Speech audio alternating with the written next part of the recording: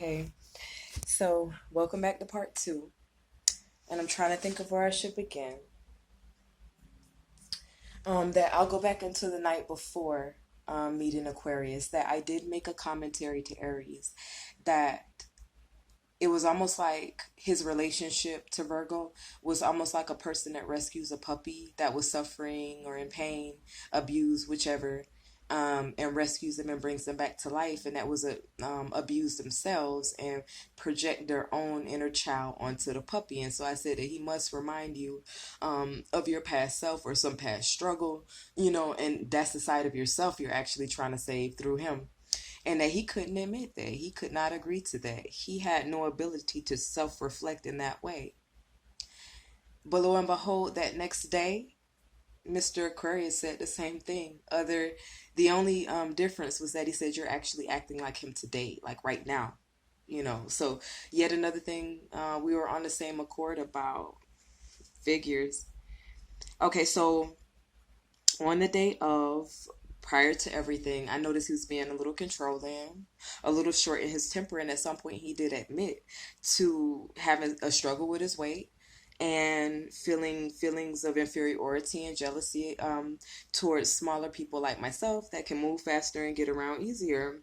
And so it just seemed like a lot of drama, again, to be bringing up prior to meeting a friend in a way to kind of wrap me around your finger to strike a nurturing response. Oh, anything to keep me pacified. Okay, so we reached there. And Aquarius answers the door in a robe. And Aries is like, okay, Hugh Hefner, but we come in, we have a seat. Aries comes back. I'm sorry, Aquarius comes back out, finely dressed. We shake hands. And one of the first things he goes into is the George Floyd situation and begins questioning the whole black community, all black men, and especially those thugs that are quick to raise a gun up to each other. And in these instances, do nothing. Like how he's so fed up with it, what is going to be done about it, what have you made. Okay. He was so very um passionate about it that I can still just envision it right now. And I just agreed with everything he was saying, but I kept that to myself. And so next thing you know, I'm guessing the friend's sign because I said that he's doing some things with my mind, like I'm feeling it twisting and turning. And the last time I felt that, I was in the presence of an Aquarius. I guess right. Me and the friend high fived. Aries was a witness, and we were just all on. He was like, "Oh, I knew this girl would be on something." Now the Aquarius said that, like, I knew this girl would be somebody special, like to do that. And so Aries, from there, it just seemed like it became a complete role reversal in the sense of the day prior with Virgo. And so in this instant, with an actual man within the vicinity, Aries started to act like Virgo was yesterday, and that was very childish, loud, belligerent, disrespectful, buffooning, cooning, just like really sabotaging behavior to deflect from the gravity of the conversation if we're to open up so strong, and so yeah. From there went to begging for Aquarius to cook for him, make those pancakes that he usually makes.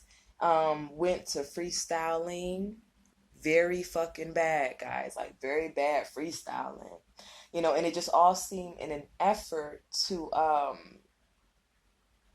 sabotage um the building on the knowledge. It was almost like the devil, just trying to deflect and distract from what this film really came to bring straight from the spirit, baby. Um, and that's just my personal belief, which I don't push on to anybody. But some of the things he said felt like he was channeling that and just meant to say that, in that time and at those moments. But either which way, um,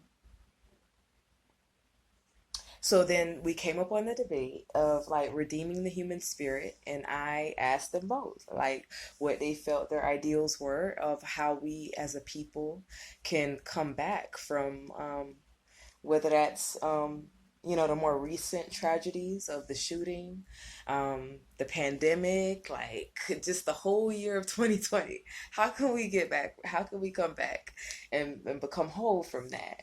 And so Aries' argument was that if we get back to the Ten Commandments, um, we can get back to being whole.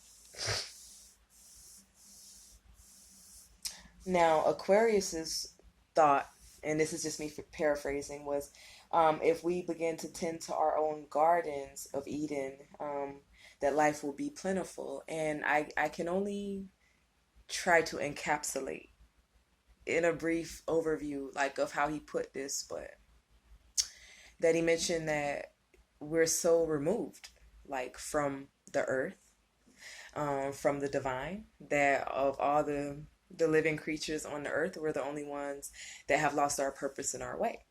That we would be able to treat the earth better, the water better, be more aware of pollution, the poisoning of crops if we were more hands on and maintained and tended to our gardens, our own personal gardens.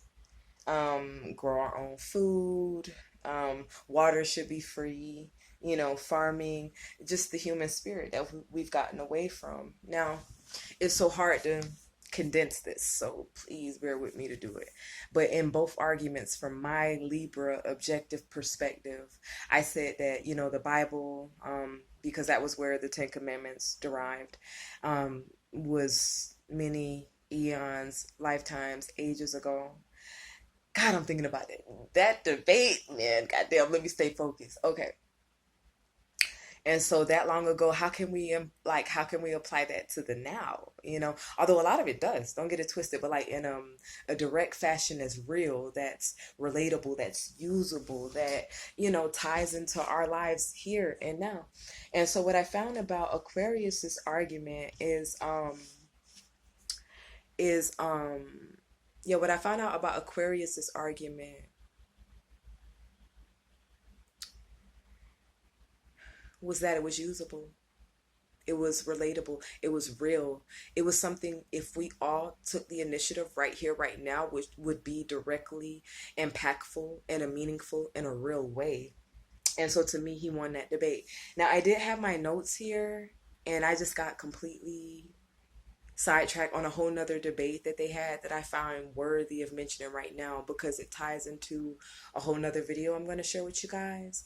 And so, there was a point that Aries was saying that you have to abide by the Bible point for point, word for word.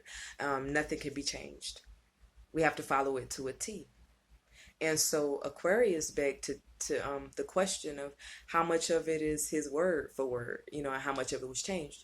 And so that he brought up two separate verses, one which was written directly from Moses by God, directly from God by Moses, and then another which was Moses' interpretation. And the initial and divine interpretation that he got directly from God said that he made man. He was going to make man in our image, meaning that when he was talking to Jesus Christ. When Moses reinterpreted that, he mentioned that it says in another verse that he created man in his image. And so was it his or was it ours? Because one single word change can change the whole meaning of a sentence and the meaning of the sentence. And so Aries was belligerent and running around the point trying to see like he couldn't make the connection that he felt like our like made in our image or his image. Oh, it's no difference, it's the same thing. But then I pointed out how he mentioned that everything is so verbatim with the Bible and religion, everything has to be word for word. And so basically Aquarius mentions that if there's that one difference there, how much more of that is going on in the Bible? And because man's hands have touched it, how much of it can we rely upon and apply to our lives right now?